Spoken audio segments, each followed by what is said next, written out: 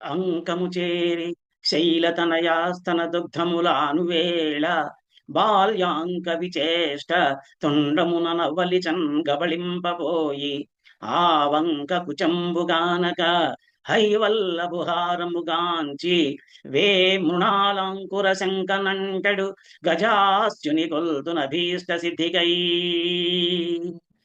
పుట్టంబుట్ట శరంబునన్ మొలవ నంభోయాన పాత్రంబునన్ నెట్టంగల్గను గాళి కొల్వను పురాణింబందురంకొండి మీదట్టే వెంట చరింతు తత్సరణి నాకీవమ్మ యోయమ్మ మేల్పట్టున్నా కగుమమ్మ నమ్మితి జుమే బ్రాహ్మీ దయాంబోనిధి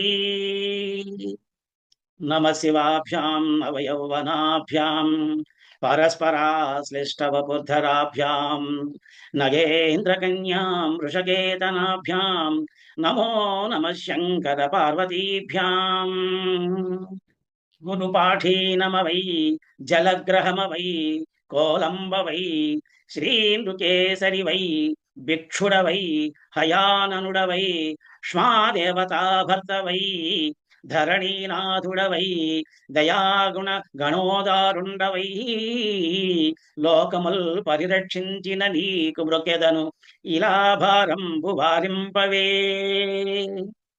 కృష్ణద్వైపాయనం వ్యాసం సర్వలోకహితే రతం వేదాబ్జ భాస్కరం వందే శమాది నిలయం మునిం అఖండమండలాకారం వ్యాప్తం ఏన చరాచరం తత్పదం దర్శితం ఏన తస్మై శ్రీ గురవే నమః.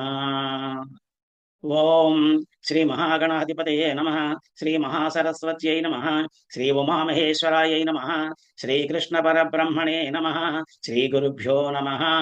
మాతృదేవో భవ, పితృదేవో భవ, ఆచార్యదేవో భవ, అతిథిదేవో భవ. శ్రీ వినాయక శ్రీవాణి శ్రీలతల్లి శ్రీగిరితనయ శ్రీకంఠ శ్రీనివాస పంకజాసన మిముదొల్త ప్రస్తుతించి వ్రాయభూనితి భక్తితో పద్యములను గీతకారుడు నుడివిన గీత పైన. అందరికీ నమస్కారం. నా భగవద్గీత యూట్యూబ్ ఛానల్కి మీకందరికీ సుస్వాగతం. కిందటి భాగంలో మనం శ్రీమద్ భగవద్గీత 6వ అధ్యాయమైనటువంటి ఆత్మ సంయమ యోగంలో 33వ శ్లోకం వరకు తెలుసుకున్నాం. ఈ భాగంలో 34వ శ్లోకం నుంచి మరికొన్ని శ్లోకాలని తెలుసుకుందాం. ఈ భాగంలో ఇంతవరకు ఏం జరిగిందన్నది, ఈ అధ్యాయంలో ఆత్మ సంయమ యోగం అనే అధ్యాయంలో ఏం జరిగిందన్నది ఒకసారి మనం చూసుకున్నట్టయితే, శ్రీకృష్ణ పరమాత్మ అర్జునుడితోటి చెప్తున్నాడు, కర్మఫలాలను కోరకుండా ఎవరైతే కర్మల్ని ఆచరిస్తారో అతడే సన్యాసి, అతడే యోగి. కానీ అగ్నిహోత్రాన్ని కానీ తపస్సుని దానాలు ఇటువంటి కర్మల్ని త్యజించిన వాడు సన్యాసి యోగి కాదు. పూర్వం సన్యాసం అని చెప్పి పెద్దలు ఏదైతే చెప్పారో అదే నిష్కామ కర్మయోగం అని తెలుసుకో. ఫల సంకల్పాన్ని త్యాగం చేయకుండా ఎవరు యోగి కాలేరు. ధ్యానయోగాన్ని అధిరోహింపజేసినటువంటి ముని ఎవరైతే ఉంటారో ఆ యోగి, ఆయన కర్మాచరణం చేతనే అతనికి యోగ ప్రాప్తి కలుగుతుంది. ఇంద్రియ విషయాల పట్ల, వాటి సాధనాలైన కర్మల పట్ల ఆసక్తి లేకుండా ఫల సంకల్పాలని త్యాగం చేసిన వాడినే యోగారూఢుడు అంటారు. వివేకమైనటువంటి మనస్సుతోటి తాను సంసార సాగర్ నుంచి ఉద్ధరించుకోవాలి. విషయాలపైన ఆసక్తిని పెంచి మనస్సుని అధోగతికి జారినివ్వకూడదు. ఎందుకంటే మనస్సే మనుషునికి ముక్తికి సహాయం చేసే బంధువు. ఆ మనస్సే విషయాసక్తిని పొందితే శత్రువు అవుతుంది. వివేకయుక్తమైన మనస్సుతోటి దేహము ఇంద్రియాలు ఏవైతే వశీకృతం అవుతున్నాయో ఆ మనస్సు ఆత్మకి బంధువు అవుతుంది.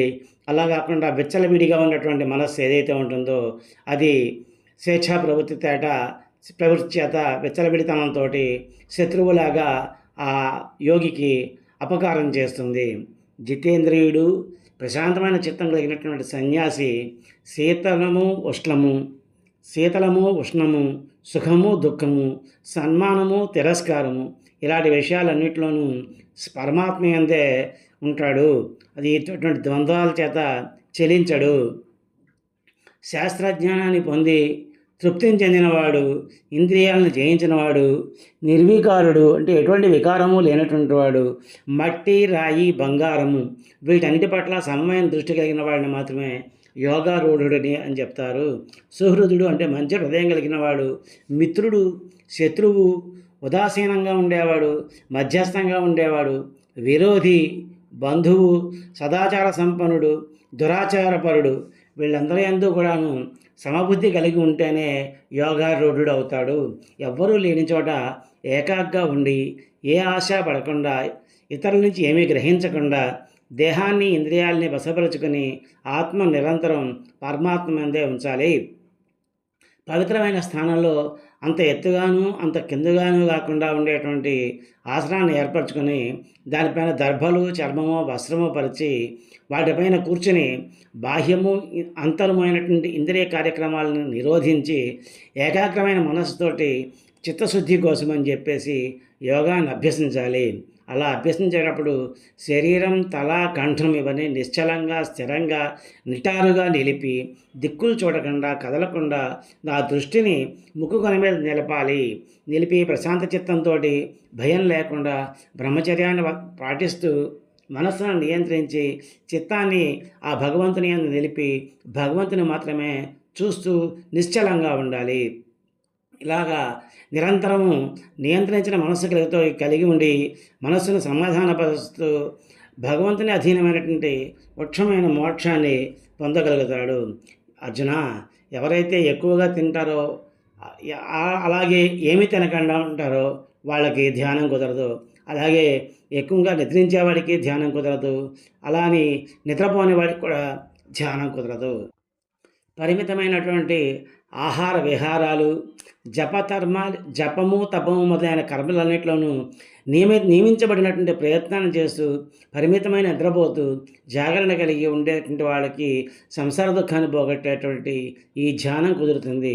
మనస్సును పూర్తిగా వశంలో ఉంచుకొని దాన్ని పరమాత్మందే ఎవరైతే స్థిరంగా నిలుపుతారో అటువంటి వాడు ఇతర భోగాల మీద స్పృహ లేకుండా యోగి అని చెప్పబడతాడు.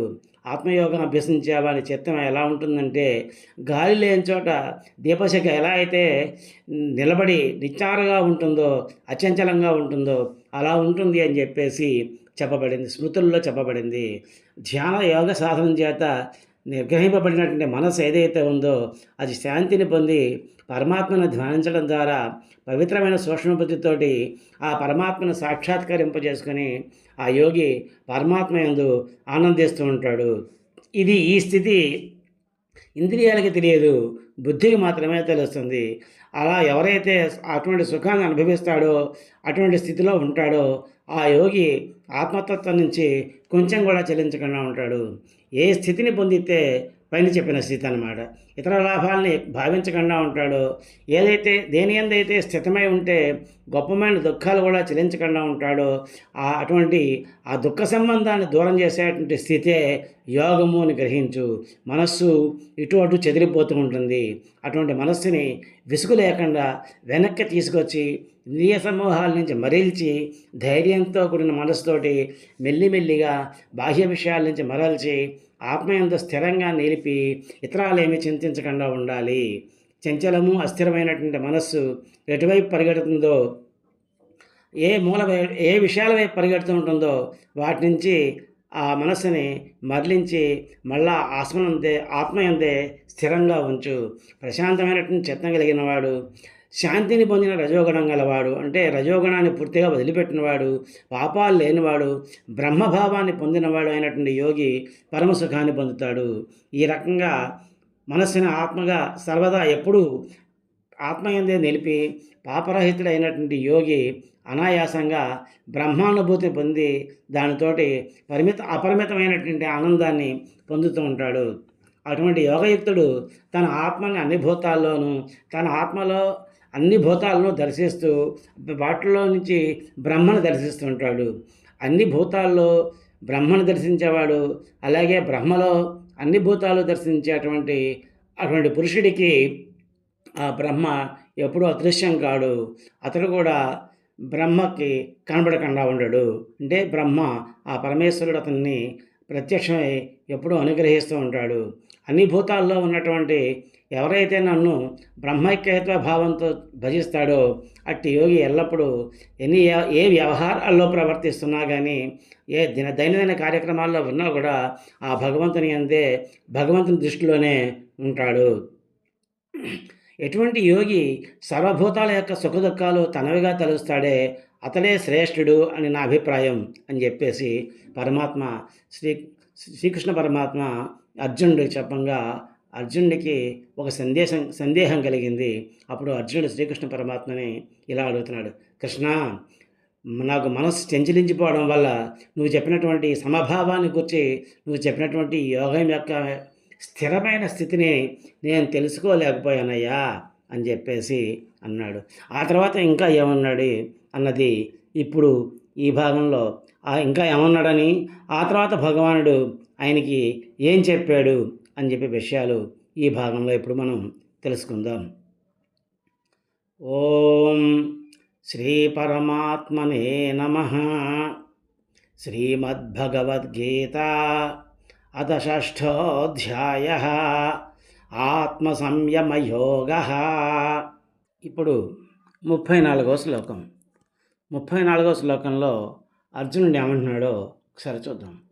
చంచలం హి మన కృష్ణ ప్రమాధి బలవదృఢం తస్యాహం నిగ్రహం మన్యే వాయోరివ సుదుష్కరం.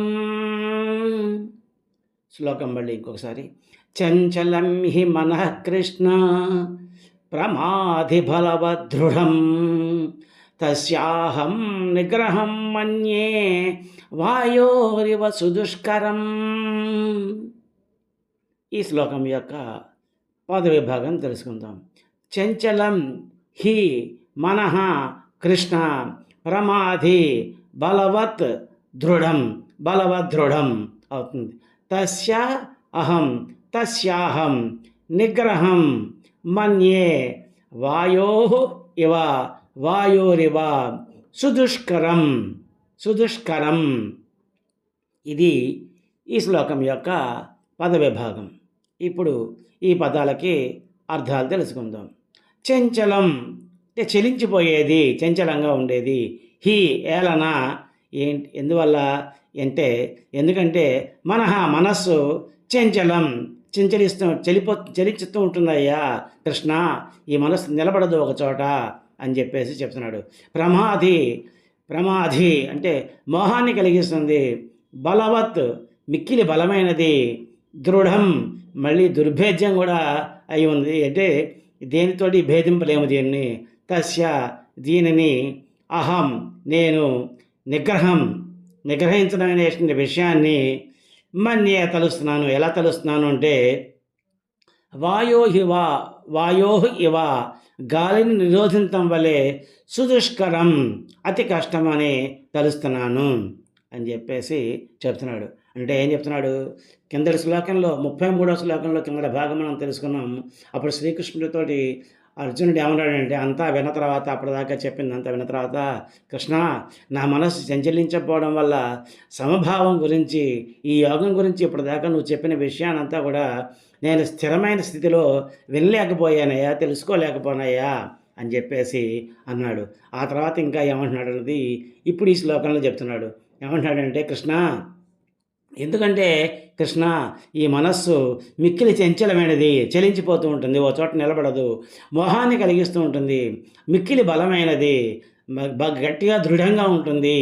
అటువంటి దీనిని నిగ్రహించడం అనేటువంటి విషయం ఎలాంటిదంటే, గాలిని బంధించడంలాగా, అంటే గాలిని మూట కట్టాలంటే ఎలాగైతే కట్టలేమో అలాగా అతి కష్టం అని చెప్పేసి నేను భావిస్తున్నాను అని చెప్పేసి శ్రీకృష్ణ పరమాత్మతోటి అర్జునుడు చెప్తున్నాడు. ఇప్పుడు ఈ శ్లోకం పైన ఉన్నటువంటి పద్యాన్ని చూద్దాము. బలము గలదియు దృఢము చంచలమది మది మోహకరమగు ఇంద్రియములను మిగుల కష్టపెట్టును మాధవ, గాలి నెటుల నాపలేమో అటుల దీని నాపలేము. పద్యం మళ్ళీ ఇంకొకసారి. బలము గలదియు దృఢము చంచలమది మది మోహకరమగు ఇంద్రియములను మిగుల కష్టపెట్టును మాధవ గాలి నెటుల నాపలేమో అటుల దీని నాపలేము. ఈ శ్లోకం యొక్క భావం. కృష్ణ, మనస్సు అతి చంచలమయ్యా, మిక్కిలి చలించిపోతూ ఉంటుంది, చాలా బలంగా ఉంటుంది, దుర్భేద్యమై ఉంది. దీన్ని విషయావాసాల నుంచి నిరోధించాలంటే ఆకాశంలో ఉన్న గాలిని మూట కట్టడంలాగే ఆపడంలాగే అతి కష్టమని చెప్పేసి నేను భావిస్తున్నాను అని చెప్పేసి అన్నాడు. అతి కష్టం అన్నాడు కానీ అసలు సాధ్యం కాదు అంటే అతి కష్టంగా సాధ్యము అంటే బాగా కష్టపడితే కానీ అది సాధ్యం కాదు అన్నాడు కానీ అసలు కుదరదు అని చెప్పేసి అర్జునుడు చెప్పలేదు. అప్పుడు శ్రీకృష్ణ పరమాత్మ అర్జునుడితోటి ఇలా చెప్తున్నాడు. ఏం చెప్తున్నాడు అన్నది ఇప్పుడు ఈ 35వ శ్లోకంలో చూద్దాం. శ్రీ భగవాను వాచ, భగవానుడు చెప్తున్నాడు. అసంశయం మహాబాహో మనో దుర్నిగ్రహం చలం అభ్యాసేన తు కౌంతేయ వైరాగ్యేణ చ గృహ్యతే. శ్లోకం మళ్ళీ ఇంకొకసారి.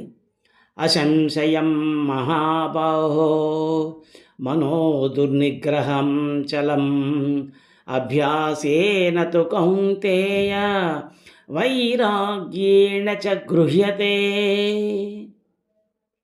ఈ శ్లోకం యొక్క పద విభాగం ఇప్పుడు తెలుసుకుందాం.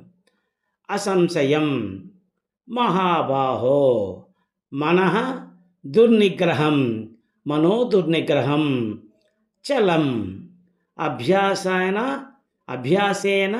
తు కౌంతేయ వైరాగ్యేణ చ గృహ్యతే. ఇది ఈ శ్లోకం యొక్క పదవిభాగం. ఇప్పుడు ఈ శ్లోకంలో ఉన్నటువంటి ఈ పదాలన్నిటికీ అర్థాలు తెలుసుకుందాం. అసంశయం, నువ్వు చెప్పిన దానిలో సందేహం లేదయ్యా, మహాబారో గొప్ప వీరుడా అని చెప్పేసి చెప్తున్నాడు. ఏమిటది? మనస్సు దుర్నిగ్రహం, దాన్ని నిగ్రహించడం కష్టమైనది. చంచలమైనటువంటి ఈ మనస్సుని నిగ్రహించడం అన్నది కష్టమైనది. కానీ అభ్యాసేన అంటే ధ్యానం అభ్యసిస్తూ లేదా అభ్యసిస్తూ వైరాగ్యేణ చ విషయాల నుంచి మనస్సుని వెనక్కి పెట్టుకొచ్చి వైరాగ్యంతో దానిని నిగ్రహించుకోవచ్చు సుమా అర్జున అని చెప్పేసి చెప్తున్నాడు. అంటే ఏంటన్నమాట, శ్రీకృష్ణ పరమాత్మ కూడా అర్జునుడు చెప్పినటువంటి విషయాన్ని కొంతవరకు అంగీకరించాడు. మనస్సుని నిగ్రహించడం కష్టమే, అది చలించిపోతూ ఉంటుంది, దానిలో ఎటువంటి సందేహం లేదు. కానీ అటువంటి మనస్సుని కూడాను మనం ధ్యానాభ్యాసంతో ఈ ఇంద్రియ విషయాలపైనటువంటి వైరాగ్యంతో దాన్ని నిగ్రహించుకోవచ్చయ్యా. అలా అభ్యాసం చేసి మనస్సుని నిగ్రహించుకోవాలి అని చెప్పేసి చెప్తున్నాడు. అలా నిగ్రహించుకుంటేనే నీకు ధ్యానం అబ్బుతుంది అని చెప్పేసి చెప్తున్నాడు. ఈ శ్లోకం పైనటువంటి పద్యాన్ని చూద్దాం ఇప్పుడు. మనసు చంచల సంశయమనగలేదు నిగ్రహించుటన్న మిగుల దుష్కరమగు దాని నిగ్రహింపగలము ధ్యానమికను బలిమి వైరాగ్యముల చేత పాండుపుత్ర. పద్యం మళ్ళీ ఇంకోసారి. మనసు చంచల సంశయమనగలేదు నిగ్రహించుటన్న మిగుల దుష్కరమగు దాని నిగ్రహింపగలము ధ్యానమికను బలిమి వైరాగ్యముల చేత పాండుపుత్ర. ఈ శ్లోకం యొక్క భావం. అర్జున, నువ్వు చెప్పినట్టుగా మనస్సు దుర్నిగ్రహం, మనస్సుని నిగ్రహించడం కష్టం, అది చలించిపోతూ ఉంటుంది అనే విషయంలో ఎటువంటి సందేహం లేదు. కానీ దానిని ధ్యానాభ్యాసంతో విషయాలపైనటువంటి వైరాగ్యంతో నిగ్రహించుకోవచ్చయ్యా అని చెప్పేసి చెప్తున్నాడు అన్నమాట. ఇంకా ఏం చెప్తున్నాడు, ఎలా నిగ్రహించుకోవచ్చో చెప్తున్నాడు. అది ఈ 36వ శ్లోకంలో చెప్తున్నాడు. అది చూద్దాం.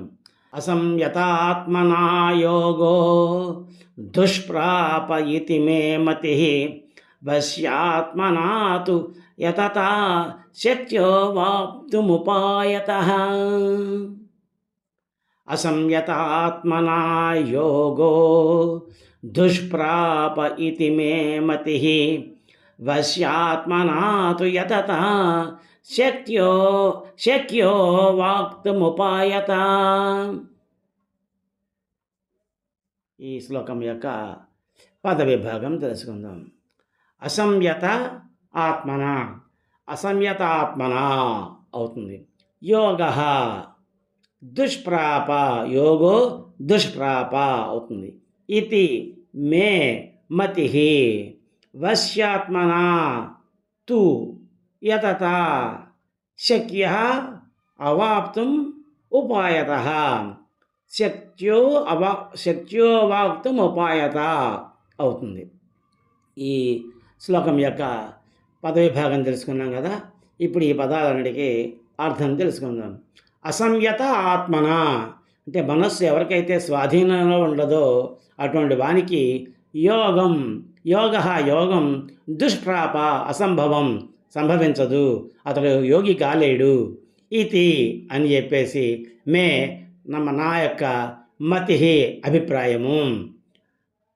కృష్ణుడు చెప్తున్నాడు అర్జునుడితోటి, నువ్వు చెప్పిన మాట నిజమే, కానీ దాన్ని మనస్సుని యోగాభ్యాసంతో ధ్యానాభ్యాసంతో విషయాలపైన ఉన్నటువంటి వైరాగ్యాన్ని పెంచుకుని దాన్ని నిగ్రహించుకోవచ్చయ్యా.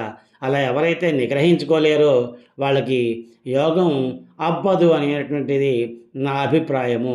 అతడు యోగి కాలేడు అనేది నా అభిప్రాయము అని చెప్పేసి చెప్తున్నాడు. ఇంకా ఏం చెప్తున్నాడు? వశ్యాత్మన స్వాధీన మనస్కుడు, తూ కానీ యతత యత్నశీలుడు, శక్యమైనది, అవాప్తుం పొందుటకు, ఔపాయత తగిన ఉపాయంతో. కానీ తగిన ఉపాయంతో అటువంటి స్వాధీనమైనటువంటి మనస్సుని స్వాధీనం చేసుకోవడం అన్నది యత్నంతో అది అలాగ మనసుని స్వాధీనం చేసుకోవడం అన్నది, తగిన ఉపాయంతో స్వాధీనం చేసుకోవడం అన్నది శక్యమైనది, సాధ్యం అవుతుంది సుమా అని చెప్పేసి చెప్తున్నాడు అనమాట. అంటే స్వాధీనం లేకపోతే యోగం కుదరదు. కానీ ఎవరైతే మనస్సుని స్వాధీనం చేసుకుంటాడో అటువంటి వాడు యత్నశీలుడు, ప్రయత్నపూర్వకంగా మనస్సుని తగిన ఉపాయంతో ఎవరైతే స్వాధీనం చేసుకుంటాడో అతనికి యోగం కుదరడానికి అవకాశం ఉంటుంది, అతనికి యోగం కుదురుతుంది అని చెప్పేసి చెప్తున్నాడు. ఈ శ్లోకం పైన ఉన్నటువంటి పద్యాన్ని చూద్దాం. ఇప్పుడు మనసు నిలుపగాలేనట్టి మనుచిడిలను పొందగాలేడు యోగమెప్పుడును నిజము. మనసు నిలుపగా జాలిన మనుజవరుడు పొందగా గల్గు యోగము పొందికగను. పద్యం మళ్ళీ ఇంకొకసారి. మనసు నిలుపగాలేనట్టి మనుజుడిలను పొందగాలేడు యోగమెప్పుడును నిజము. మనసు నిలుపగా జాలిన మనుజవరుడు పొందగా గల్గు యోగము పొందికగను. ఈ శ్లోకం యొక్క భావం. మనస్సు స్వాధీనంలో లేనివానికి యోగం అసంభవం, సంభవించదు అని నా అభిప్రాయం అయ్యా అర్జున. కానీ మళ్ళీ ప్రయత్నించేవాడు, మనస్సును స్వాధీనపరుచుకునేవాడు శాస్త్రవిహితాలైన ఉపాయాలను అవలంబించి, అంటే అవే పైన చెప్పాడు అభ్యాసం వైరాగ్యమును, వాటిని అవలంబించి యోగాన్ని పొందగలుగుతాడయ్యా అని చెప్పేసి శ్రీకృష్ణ పరమాత్మ చెప్పాడు. ఇది విన్నాక అర్జునుడికి ఇంకా సందేహం కలిగింది. ఆ సందేహాల్ని శ్రీకృష్ణ పరమాత్మతోటి ఇలా చెప్తున్నాడు 37వ శ్లోకం నుంచి. అర్జున ఉవాచ, అర్జునుడు చెప్తున్నాడు 37వ శ్లోకం. అయతి శ్రద్ధయోపేతో యోగాచ్చలితమానసః అప్రాప్య యోగ సంసిద్ధిం కాం గతి కృష్ణ గచ్చతి. శ్లోకం మళ్ళీ ఇంకొకసారి. అయతి శ్రద్ధయోపేతో యోగాచ్చలితమానసః అప్రాప్య యోగ సంసిద్ధిం కాం గతిం కృష్ణ గచ్చతి. ఈ శ్లోకం యొక్క పద విభాగం తెలుసుకుందాం. అయతి శ్రద్ధయా ఉపేతః శ్రద్ధయాపేతో అవుతుంది. యోగాత్ చలితమానసః యోగాత్ చలితమానసః అవుతుంది. అప్రాప్య యోగ సంసిద్ధిం కాం గతిం కృష్ణ కృష్ణ కృష్ణ గచ్చతి. ఇది ఈ శ్లోకం యొక్క పద విభాగం. ఇప్పుడు ఈ పదాలన్నిటికీ అర్థం తెలుసుకుందాం.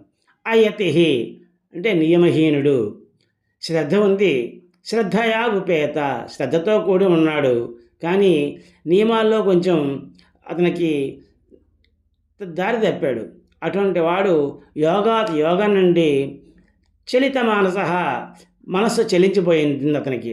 అటువంటి వాడు అప్రాప్య పొందక దేనిని యోగ సంసిద్ధిని పొందకపోతే అటువంటి వాడు కాం ఎట్టి గతిని కృష్ణ గచ్చతి పొందుతాడు అని చెప్పేసి అడుగుతున్నాడు. నువ్వంతా చెప్తున్నావు అయ్యా, బాగానే ఉంది, మనస్సును నిగ్రహించాలని చెప్తున్నావు, యోగం అభ్యాసము వైరాగ్యాలు ఇవన్నీ అవలంబించి యోగాన్ని పొందాలి అని చెప్తున్నావు. అయితే కొంతమంది శ్రద్ధతో చేస్తూనే ఉంటారు, కానీ అప్పుడప్పుడు అతని మనస్సు ఆ యోగా నుండి చెలించబడుతూ ఉంటుంది. అటువంటి చెలించిపోయే మనసు కలిగినటువంటి వాడు యోగాన్ని పొందకపోతే అతని గతి ఏమిటి, అతను ఏమైపోతాడు అని చెప్పేసి అడుగుతున్నాడు. ఇప్పుడు ఈ శ్లోకం పైన ఉన్నటువంటి పద్యాన్ని చూద్దాం. శ్రద్ధ కలిగియు నిగ్రహ శక్తి సడలి మనసు యోగము నుండక మరలినంత యోగ సిద్ధిని పొందకయుండు నరున కెట్టిగతి కల్గు మాధవ ఎరుగ చెప్పుమా. పద్యం మళ్ళీ ఇంకొకసారి. శ్రద్ధ కలిగియు నిగ్రహ శక్తి సడలి మనసు యోగము నుండక మరలినంత యోగ సిద్ధిని పొందకయుండు నరునకు ఎట్టి గతి కల్గు మాధవ ఎరుగ చెప్పుమా. కృష్ణ, నువ్వు చెప్పినట్టుగా అతను శ్రద్ధతోటే యోగంలో సాధన చేస్తున్నాడయ్యా, కానీ అతని మనస్సు అతని వశంలో ఉండకపోవడంతో అవసాన దశలో నియమాలను తప్పి యోగసిద్ధిని పొందకుండా అతను ఒకవేళ మరణించినట్టయితే ఆ సాధకుని పరిస్థితి ఏమిటి, అతనికి ఏం గతి, అతని గతి ఏమైపోతుంది, అటువంటి వాడు ఏమైపోతాడు అని చెప్పేసి అడుగుతున్నాడు. ఆ తర్వాత ఇంకా ఏమడుగుతున్నాడు అన్నది ఈ 38వ శ్లోకంలో చూద్దాం. కచ్చిన్నో భయ విభ్రష్ట చిన్నాభ్రవివ నశ్యతి అప్రతిష్టో మహాబాహో విమూఢో బ్రహ్మణపధీ. శ్లోకం మళ్ళీ ఇంకొకసారి. కచ్చిన్నో భయ విభ్రష్ట చిన్నాభ్రవివ నశ్యతి అప్రతిష్టో మహాబాహో విమూఢో బ్రహ్మణపధీ. ఇప్పుడు ఈ శ్లోకం యొక్క పద విభాగం తెలుసుకుందాం. ఉభయ విభ్రష్ట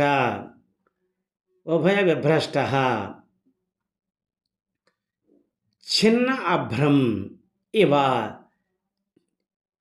నశ్యతే కచ్చిత్ అప్రతిష్ట మహాబాహో విమూఢ బ్రహ్మణ పధి. ఇది ఈ శ్లోకం యొక్క పద విభాగం. ఇప్పుడు ఈ పదాలకి అర్థం తెలుసుకుందాం. ఉభయ విభ్రష్ట కర్మయోగానికి ఇటు ధ్యాన యోగానికి రెండిటికి చెడినవాడే.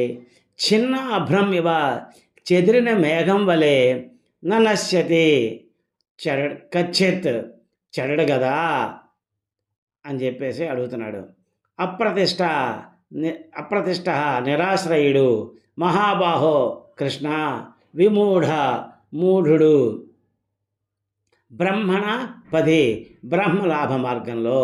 అంటే ఏమడుగుతున్నాడు అనమాట, ఇలాగ ఎవరైతే ఈ భ్రష్టుడైపోతాడో కిందటి శ్లోకంలో చెప్పినట్టుగా అటువంటి వాడు ఈ బ్రహ్మలాభ మార్గంలో కర్మయోగానికి ధ్యానయోగానికి ఈ రెండింటికి చెడినవాడే, భ్రష్టుడై మూఢుడై నిరాశ్రయుడై చెదిరిన మేఘంలాగా వినాశాన్ని పొందడు కదా అని చెప్పేసి అడుగుతున్నాడు. అంటే ఏమిటన్నమాట, కర్మయోగం ధ్యానయోగం. కర్మయోగం అంటే మనం తెలుసుకున్నాం. 2 రకాల కర్మయోగాలు ఉన్నాయి. ఒకటి కోరికలు కోరుతూ చేసేటువంటి కర్మలు, దానికి సంబంధించినవి. 2 నిష్కామ కర్మయోగం. ఇప్పుడు నిష్కామ కర్మయోగం చేసేవానికి ఏమిటంటే ఎటువంటి ఫలితాలు లభించవు. అంచేతంటే అతను మొత్తం అంతా కర్మని అంతా కూడా భగవంతునికే వదిలిపెట్టేస్తాడు. అదే కోరికలతో కామ్య కర్మలు చేసేవాడికి ఆ కర్మల తాలూకు పుణ్యంతో భోగాల స్వర్గాలోకాల భోగాలు అనుభవిస్తూ ఉంటాడు. ఒకవేళ ఇతనికి నిష్కామ కర్మయోగం చేసేవానికి మోక్షం కలుగుతూ ఉంటుంది. కానీ ఎప్పుడైతే చెడిపోతాడో అతనికి మోక్షం వస్తుందా? మరి రాదు. అలా అని చెప్పి స్వర్గాది భోగాలు కలుగుతాయా అంటే అది కాదు. అంటే ఈ విధంగా రెండింటికి చెడిపోతాడా అతడు? అటువంటి భ్రష్టుడు మేఘంలాగా, చెదిరిన మేఘంలాగా. అంటే వర్షం కురవని మేఘం ఎలా అయితే ఉంటుందో వేసవికాలంలోనూ అప్పుడును మేఘాలు వచ్చినా కానీ అవి గాలికి కొట్టుకుపోయి వర్షం కురవకుండా ఉంటాయి. అలాగ అయిపోడు కదా, అలా వినాశాన్ని పొందడు కదా అని చెప్పేసి శ్రీకృష్ణ పరమాత్మని అడుగుతున్నాడు. ఈ శ్లోకం పైనటువంటి పద్యాన్ని చూద్దాం ఇప్పుడు. ధ్యాన యోగములో నుండి ధ్యాన కర్మలందు చెడినట్టి మూఢుడు, రెంటికి చెడి భ్రష్టమైనట్టి యోగి, ఆశ్రయము లేక చెదరినట్టి మేఘముగా నశించుగాదే. పద్యం మళ్ళీ ఇంకొకసారి. ధ్యాన యోగములో నుండి ధ్యాన కర్మలందు చెడినట్టి మూఢుడు, రెంటికి చెడి భ్రష్టమైనట్టి యోగి, ఆశ్రయము లేక చెదరినట్టి మేఘముగా నశించుగాదే. ఈ శ్లోకం యొక్క భావం. కృష్ణ, ఈ బ్రహ్మలాభ మార్గంలో వెళ్ళేటువంటి ఇతను ఈ కర్మయోగానికి ధ్యానయోగానికి రెంటికి చెడిపోయిన వాడైనటువంటి ఆ భ్రష్టుడు, మూఢుడు, నిరాశ్రయుడైనటువంటి అటువంటి యోగి, ఆ మరణించినటువంటి యోగి చెదిరిపోయిన మేఘంలాగా వినాశాన్ని పొందడు కదా అని చెప్పేసి అడుగుతున్నాడు. ఆ తర్వాత ఇంకా ఏమడుగుతున్నాడు అన్నది శ్రీకృష్ణ పరమాత్మని అర్జునుడు ఈ 39వ శ్లోకంలో చూద్దాం. ఏతన్మే సంశయం కృష్ణ చేతుమర్హస్య శేషతః త్వదన్య సంశయస్యాస్య చేత్తాన హ్యుపపద్యతే. శ్లోకం మళ్ళీ ఇంకొకసారి. ఏతన్మే సంశయం కృష్ణ చేతుమర్హస్య శేషతః త్వదన్య సంశయస్యాస్య చేత్తాన హ్యుపపద్యతే. ఈ శ్లోకం యొక్క పద విభాగం తెలుసుకుందాం. ఏతత్ మే సంశయం, ఏతన్మే సంశయం కృష్ణ చేత్తుం అర్హసి అశేషతః చేత్తుమర్హస్య శేషతః త్వదన్యః సంశయస్య అస్య సంశయస్యాస్య చేత హి ఏమనా న ఉపపద్యతే. ఇది ఈ శ్లోకం యొక్క పద విభాగం. ఇప్పుడు ఈ పదాలకి అర్థాలు తెలుసుకుందాం. ఏతత్ ఇటువంటిది, మే నా యొక్క సంశయం సందేహాన్ని, పైన అడిగాడు కదా సందేహాన్ని, అటువంటి సందేహాన్ని కృష్ణ చేత్వం నివారించడానికి అంటే తీర్చడానికి, నా సందేహానికి సమాధానం చెప్పడానికి, నా సందేహాన్ని తీర్చడానికి అర్హసి తగిన వాడవు. ఎలాగా? సంపూర్ణంగా పూర్తిగా ఎటువంటి శేషం లేకుండా, ఇంకా ఏమీ అనుమానం మళ్ళీ రాకుండా అటువంటి సందేహాన్ని నివారించడానికి నువ్వే అర్హుడువు. త్వదన్య నీకంటే వేరే అయినటువంటి వాడు ఎవరూ కూడాను, అటువంటి దేవుడు ఎవరూ కూడాను, సంశయస్య ఈ సందేహానికి, అస్య ఈ సంశయస్య సందేహానికి, చేత తీర్చేవాడు లేడు, హి ఏమనా నా ఉపపద్యతే దొరకడు. నీకంటే నాకు ఇటువంటి సందేహానికి సమాధానం ఇచ్చేవాడు, నా సందేహాన్ని తీర్చేవాడు ఇంకెవరు దొరకరు. నువ్వు మాత్రమే నా యొక్క సందేహాన్ని పూర్తిగా ఎటువంటి శేషము లేకుండా, అంటే సంపూర్ణంగా నాకు మళ్ళీ ఎటువంటి అనుమానం రాకుండా తీర్చగలిగిన వాడివి నువ్వు మాత్రమే. నీకంటే వేరైన వారు ఇంకెవరు లేరు సుమా అని చెప్పేసి శ్రీకృష్ణ పరమాత్మని అర్జునుడు అడుగుతున్నాడు. ఇప్పుడు ఈ శ్లోకం పైన ఉన్నటువంటి పద్యాన్ని చూద్దాం. ఇట్టి నా సంశయంబును తీర్పగల్గువారు లేరు, పూర్తిగా నిక వారి జాక్ష నీవే దీర్పజాలుదువిక నీవుగాక నరుహులహు వారు ఎవ్వరు లేరు లేరు. పద్యం మళ్ళీ ఇంకొకసారి. ఎట్టి నా సంశయంబును తీర్పగలుగువారు లేరు పూర్తిగనిగ వారి జాక్ష నీవే తీర్పజాలుదువిక నీవుగాకను అర్హులగు వారు ఎవ్వరు లేరు లేరు. కృష్ణ, ఈ యొక్క నా సందేహాన్ని సంపూర్ణంగా తీర్చడానికి, నిశ్శేషంగా తీర్చడానికి నువ్వు మాత్రమే సమర్థుడివి. నువ్వు కాక ఇంకెవరు కూడా ఈ సందేహాన్ని తీర్చలేరు అని చెప్పేసి శ్రీకృష్ణ పరమాత్మని అడుగుతున్నాడు.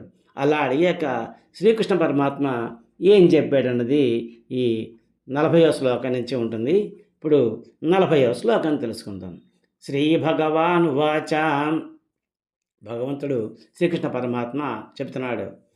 పార్థ నైవేహ నాముత్ర వినాశస్తస్య విద్యతే నహి కళ్యాణకృత్ కశ్చిత్ దుర్గతిం తాత గచ్చతి. శ్లోకం మళ్ళీ ఇంకొకసారి. పార్థ నైవేహ నాముత్ర వినాశస్తస్య విద్యతే నహి కళ్యాణకృత్ కశ్చిత్ దుర్గతిం తాత గచ్చతి. ఈ శ్లోకం యొక్క పదవిభాగం చూద్దాం. పార్థ ఇహ అముత్ర ఏవ వినాశః తస్య న విద్యతే నా హి కళ్యాణకృత్ కశ్చిత్ దుర్గతిం తాత గచ్చతి అని చెప్పేసి ఈ శ్లోకం యొక్క పదవిభాగం. ఈ పదాలకి ఇప్పుడు అర్థాలు తెలుసుకుందాం. అర్జున, ఆ సందేహానికి ఈ కృష్ణ పరమాత్మ ఇప్పుడు సమాధానం చెప్తున్నాడు.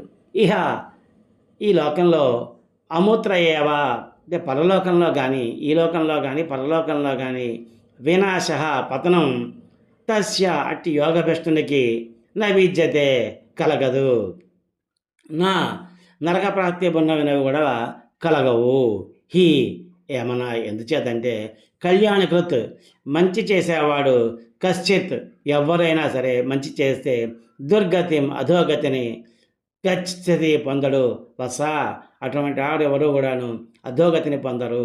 అతనికి ఈ లోకంలో కానీ పరలోకంలో కానీ ఎటువంటి వినాశనము కలగదు. అతనికి నరక ప్రాప్తి అలాంటివి ఏమీ కలగవు. ఎందుకంటే ఏమాత్రం మంచి చేసేవాడికైనా కానీ అసలు అధోగతి కలగడం అన్నది అసలు ఉండదు నాయనా అని చెప్పేసి చెప్తున్నాడు.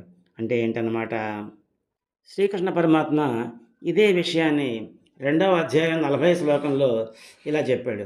స్వల్పమప్యస్య ధర్మస్య త్రాయతే మహతో భయాత్ అని చెప్పేసి. అంటే ఏంటన్నమాట, నిష్కామ కర్మయోగాన్ని ఎంత తక్కువ ఆచరించినా కూడాను అతనికి ఎటువంటి భయం ఉండదు. అటువంటి భయాల నుంచి ఆ నిష్కామ కర్మయోగం అతన్ని రక్షిస్తుంది అని చెప్పేసి చెప్పాడు. అలాగే మళ్ళీ ఇక్కడ కూడా అదే విషయాన్ని ఆయన పునరావృత్తి చేస్తున్నాడు, సందేహం కలిగింది కాబట్టి. ఎందుకంటే ఇతను కళ్యాణకృత మంచి పనులు చేసేవాడు ఎవరైనా కానీ అటువంటి వాడు ఎవరికి కూడాను ఎటువంటి అధోగతి కలగదు. అతనికి ఈ లోకంలో అధోగతి కలగదు, అలాగే పరలోకంలో కూడా అధోగతి కలగదు. అలాగే అటువంటి యోగభ్రష్టుడికి నరక ప్రాప్తి మొదలైనవి ఏవి కూడాను కలగవసమా అని చెప్పేసి అర్జునుడి యొక్క ఆందోళనని శ్రీకృష్ణ పరమాత్మ ఇక్కడ ఈ శ్లోకంలో కొంతవరకు తీర్చాడు. ఈ శ్లోకం పైన ఉన్నటువంటి పద్యాన్ని చూద్దాం. అట్టి యోగ భ్రష్టునకి ఇహమందు గాని లేక పరమనందున గాని లేదు ఎట్టి పతనము ఏలన మంచి అవు పనుల చేయు నరునకెన్నడు ఫల్గుణ నాశమవునే. పద్యం మళ్ళీ ఇంకోసారి. అట్టి యోగ భ్రష్టునకు ఇహమందు గాని లేక పరమునందున గాని లేదు ఎట్టి పతనము ఏలన మంచి అవు పనుల చేయు నరునకెన్నడు ఫల్గుణ నాశమవునే చెప్తున్నాడు ఈ శ్లోకం యొక్క భావం. పార్థ, అటువంటి యోగభ్రష్టుడు ఎవరైతే ఉంటాడో, నువ్వు అడిగినటువంటి యోగభ్రష్టుడు అతను వైదిక కర్మలు వదిలిపెట్టేసినా కూడా ఇహలోకంలో కానీ పతనాన్ని పొందడు, నిందని కూడా పొందడు. అలాగే పరలోకంలో నరకాన్ని గానీ, హీన జన్మాన్ని గానీ పొందడు. ఎందుకంటే ఓ మత్సా, ఓ శిష్య, మంచి చేసేవాడు ఎప్పుడూ అధోగతిని పొందడు సుమా అని చెప్పేసి చెప్తున్నాడు శ్రీకృష్ణ పరమాత్మ. ఈ భాగంలో ఇంతవరకు తెలుసుకున్నాం. వచ్చే భాగంలో ఇంకా మరికొన్ని శ్లోకాలని తెలుసుకుందాం. హరి ఓం తత్సత్. గీతాశాస్త్రమిదం పుణ్యం యః పఠేః ప్రయతః పుమాన్ విష్ణోః పదమవాప్నోతి భయశోకాదివర్జితః. ఈ గీతాశాస్త్రాన్ని ఎవరు పఠిస్తారో వారు భయము శోకము లేకుండా విష్ణు సాయుధ్యమును పొందుతారు. అసతోమా సద్గమయ తమసోమా జ్యోతిర్గమయ మృత్యోర్మా అమృతంగమయ. ఓం శాంతి శాంతి శాంతి. ఓం యదక్షరపదభ్రష్టం మాత్రాహీనం చ యద్భవేత్ తత్సర్వం క్షమ్యతాం దేవా నారాయణ నమోస్తుతే. విసర్గబిందు మాత్రాణి పదపాదాక్షరాణి చ న్యూనాని చాతిరిక్తాని క్షమస్వ పురుషోత్తమ.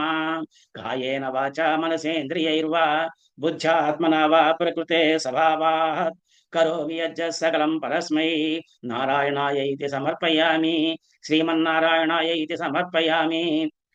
సర్వే భవంతి సుఖినః, సర్వే సంతు నిరామయాః, సర్వే భద్రాణి పశ్యంతు, మా కశ్చిత్ దుఃఖభాగ్ భవేత్. శ్రియః కాంతాయ కళ్యాణ నిధయే నిధయేధినాం శ్రీ వెంకట నివాసాయ శ్రీనివాసాయ మంగళం. మంగళం కోసలేంద్రాయ మహనీయ గుణాత్మనే చక్రవర్తి తనూజాయ సార్వభౌమాయ మంగళం. ఉమాకాంతాయ కాంతాయ కామితార్థప్రదాయినే శ్రీగిరీశాయ దేవాయ మల్లినాథాయ మంగళం. ఓం ఏతత్సర్వం శ్రీహరిహర పరబ్రహ్మార్పణమస్తు.